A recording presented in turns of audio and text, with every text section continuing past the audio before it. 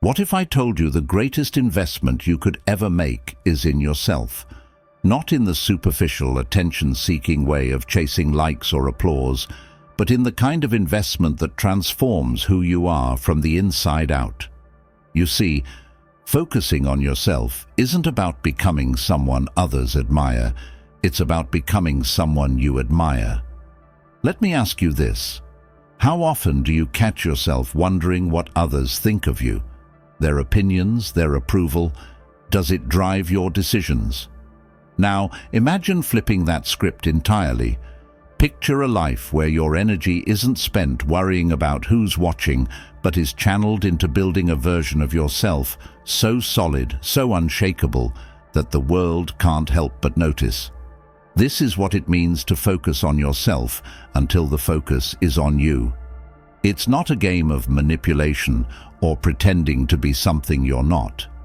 It's about truly showing up for yourself, becoming the kind of person who commands respect, not by asking for it, but by embodying it.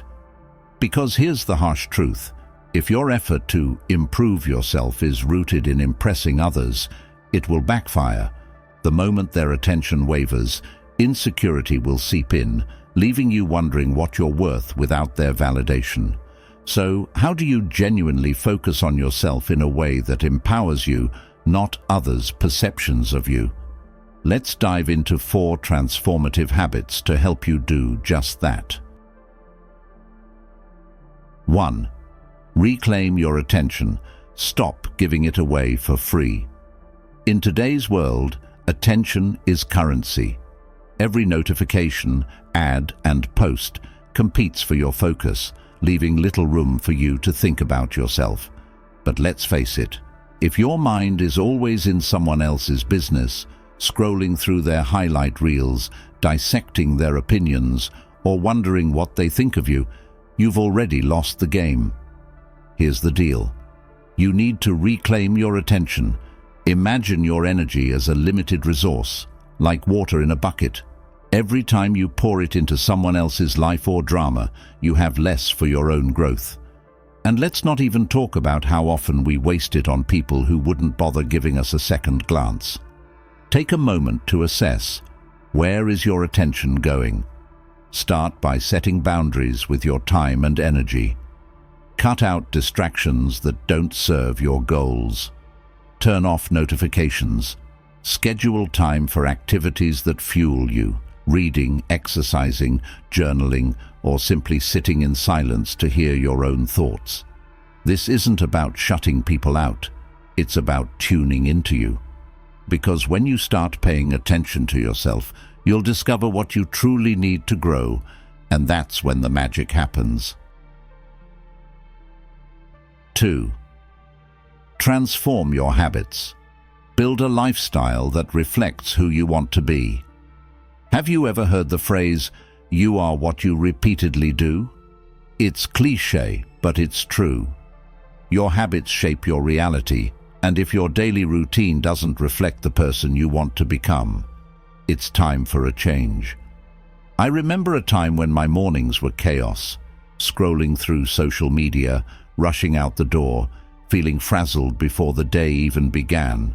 It wasn't until I decided to reclaim my mornings that things shifted. I started waking up earlier, journaling, and making time for exercise. The difference was night and day, not because I magically became more disciplined, but because I decided I was worth the effort. Here's a scenario for you. Imagine you want to be someone who exudes confidence. What habits would that person have? Maybe they'd prioritize physical fitness, dress in a way that makes them feel powerful, or practice gratitude daily. Now ask yourself, are you living like that person now? Transformation doesn't happen overnight, but it starts with a choice. Choose habits that align with your vision of your best self. Start small. Replace one unproductive habit with something that moves you forward. And remember, the goal isn't perfection, it's progress. 3. Learn to truly be there for yourself. Let's get real for a second. How often do you have your own back? I'm not talking about treating yourself to a fancy meal or a spa day, though those are great. I'm talking about being emotionally present for yourself, especially when life gets messy. One of the most profound shifts you can make is learning to sit with yourself, even in discomfort. Think about it. When you face rejection, failure, or uncertainty, what's your first instinct? Do you turn to distractions, scrolling, binge-watching, or seeking validation from others? Or do you pause, reflect, and offer yourself the same compassion you'd give a friend? Here's a personal story. A few years ago, I went through a rough patch, career setbacks, friendships falling apart, the works. My instinct was to seek reassurance from others, but it only left me feeling emptier. It wasn't until I started journaling, meditating, and asking myself hard questions that I began to heal. And you know what? I came out stronger because I stopped looking outward and started looking inward. Learning to be there for yourself isn't easy, but it's worth it. It's about building resilience and teaching yourself that you don't need external validation to feel whole. So, the next time life throws you a curveball, try this. Sit with the discomfort, breathe through it, and remind yourself that you are your own safe space. 4. Focus on progress, not perfection. Let's break the myth of perfection, shall we? Perfection is a trap, a shiny illusion that keeps you stuck, afraid to take action because you'll never measure up. But here's the good news. You don't have to be perfect to be worthy, successful, or happy. You just have to show up and keep improving. Think of life as a video game. You don't level up by avoiding challenges. You level up by facing them, failing sometimes, and learning along the way. Progress is what builds confidence, not getting everything right on the first try. Let's say you're working on a skill like public speaking. The first time you step on stage, your voice might shake and you might stumble over your words. But the next time, you'll be better. And the time after that, better still. This is how you grow, by focusing on what's next, not on being flawless. Give yourself permission to be a work in progress. Celebrate small wins, learn from setbacks, and trust the process. Because at the end of the day, the person who grows the most isn't the one who starts perfect.